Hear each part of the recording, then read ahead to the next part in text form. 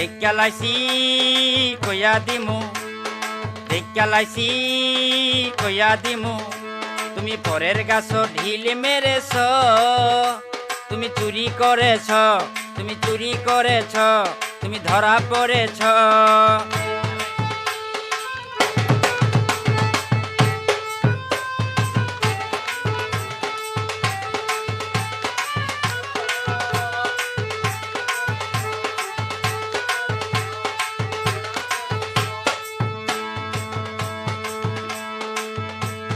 নিজের গাছে ফল থাকিতে কেন অন্যের ফলে লোভ করেছ?